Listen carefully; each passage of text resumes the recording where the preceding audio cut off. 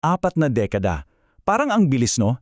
4 na dekada na ang nakalipas mula nang magsama-sama ang mga Pilipino sa EDSA para patalsikin ang isang diktador. Pero ngayon, ika-4 na anibersaryo nito, may isang malaking tanong na parang ulap na bumabalot sa bansa. Nasaan na nga ba? At ano na ang nangyari sa diwa ng revolusyon? Yan ang aalamin natin. At ito yung pinakasentro ng usapan natin. Isipin nyo to, noong 1986, hinangaan tayo ng buong mundo kasi napatalsik natin ang isang diktador. Ngayon, fast forward ng 4 na dekada, ang anak niya, nakapangalan pa niya, ang siya mismong nakaupo bilang Pangulo. Paano nangyari yon? So yun na nga, di ba? Ito ang malaking tanong na susubukan nating sagutin. Paano tayo umabot sa puntong to mula sa tagumpay sa EDSA? Anong nangyari sa mga pangako at sa diwa ng revolusyong pinaglaban ng napakaraming Pilipino? Okay, para maintindihan natin ang gosiyo ngayon, kailangan nating mag-time travel muna. Balikan natin saglit yung mga napakabilis at pambihirang pangyayari noong Pebrero 1986. Grabe yung bilis ng mga pangyayari. Sa loob lang talaga ng 4 na araw, nagbago ang lahat.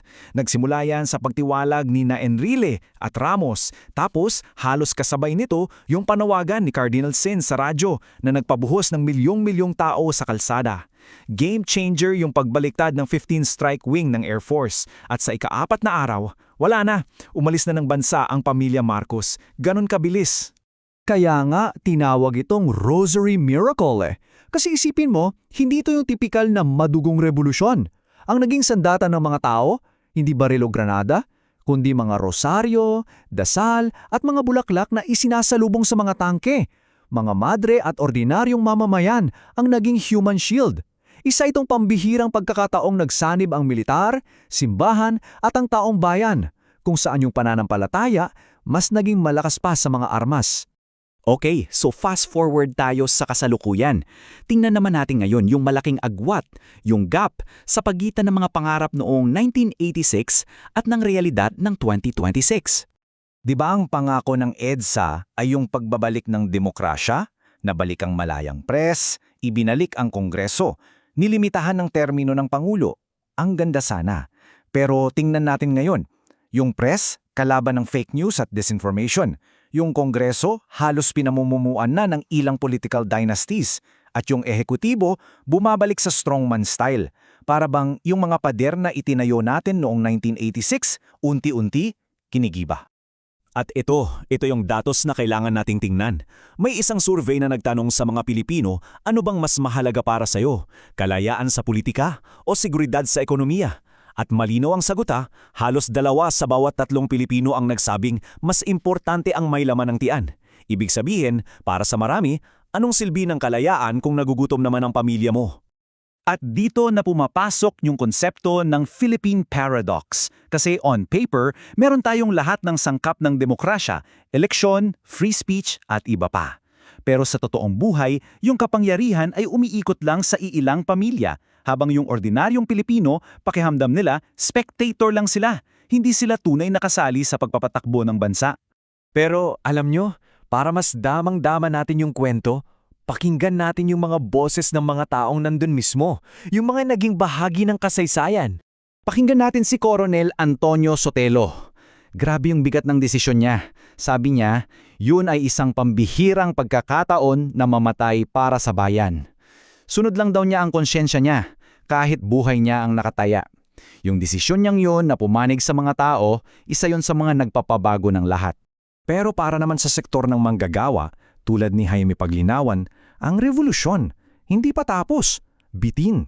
Sabi niya, nasayang daw ang pangako ng EDSA. Kasi yung mga totoong problema, mababang sahod, kawalan ng trabaho, political dynasties, nandyan pa rin. Para sa kanila, yung laban ay nagpapatuloy. At mula naman sa simbahan, may isa pang malalim na pananaw. Sabi ni Cardinal David, may himala sa kalsada. Pero yung himalang yun, kailangan daw sundan ng revolusyon ng puso. At yun daw yung hindi nangyari. Napagod daw tayo sa paggawa ng tama, isang moral fatigue, at nanaig ang kasakiman. Hindi nasabayan ng pagbabago sa puso, yung pagbabago sa gobyerno. So yan ang nagdadala sa atin sa laban ngayon. Kasi ang totoo, ang laban ay hindi na lang para sa gobyerno. Ang pinakamalaking giyera ngayon ay para sa alaala. para sa memorya mismo ng EDSA. At ito ang isang malinaw na halimbawa. Sa mga libro sa eskwelahan, dati, ang tawag dyan Diktadurang Marcos. Ngayon, sa bagong curriculum, diktadura na lang. Tinanggal ang pangalan. Isang tila maliit na pagbabago sa salita, pero para sa marami, isa itong malaking hakbang para baluktutin ang kasaysayan.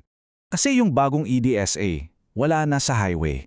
Nasa social media feed na natin. Dito na yung battlefield. Mga maling informasyon sa TikTok at YouTube, mga trolls na umaatake sa mga kritiko, at yung pagbabalik tanaw sa isang golden age daw na hindi naman totoo.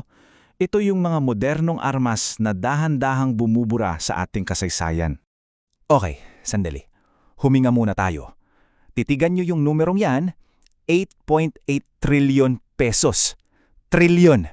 Yan yung tinatayang halaga na nawala dahil sa korupsyon sa Pilipinas sa nakalipas na isang dekada pa lang. Mas malaki pa yan sa buong budget ng bansa sa isang taon. Imagine nyo kung ilang classroom, ospital o pagkain para sa nagugutom ang katumbas niyan. Nakakalula. So sa gitna ng lahat ng ito, ng historical revisionism, ng paradox, ng korupsyon, ano na nga ba ang kahulugan ng people power ngayon? At ano ang hinaharap na naghihintay sa atin? Kasi para sa mga kabataan ngayon, ang people power ay hindi na lang isang throwback o anniversary na ginugunita. Para sa kanila, ito ay isang tool, isang demokratikong pangangailangan na kailangang gamitin para labanan yung mga problema at pang-aabuso na nangyayari ngayon. At hindi lang yan salita, ginagawa na nila. Tingnan nyo itong trillion peso march. Ito ay isang perfect example. Ang linaw ng mga panawagan nila. Panagutin ang mga korrupt. Magpasa ng batas laban sa korupsyon sa mga proyekto at bawiin ang lahat ng nakaw na yaman. Inilalapat nila yung diwa ng EDSA sa mga issues ngayon. At para sa milyon-milyong Pilipino na nasa abroad, napakasimple lang ng sukatan. Sabi nila, hanggat kailangan pa naming iwanan ang aming mga pamilya para lang magkaroon ng disenteng buhay, bigo pa rin ang pangako ng EDSA. Isang malakas na paalala na kailangan nating magdemand ng mas maayos na pamamahala. Kaya sa huli, tayo ang tatanungin. Ito ang tanong na iniiwan sa ating lahat. Ang diwa ba ng people power ay isang bagay na pang-throwback na lang, pang-museum o pang-aral sa libro? O isa ba itong responsibilidad na kailangan nating isabuhay araw-araw para bantayan ang ating demokrasya at patuloy na ipaglaban ang isang mas magandang bukas? Ang sagot, nasa ating mga kamay na.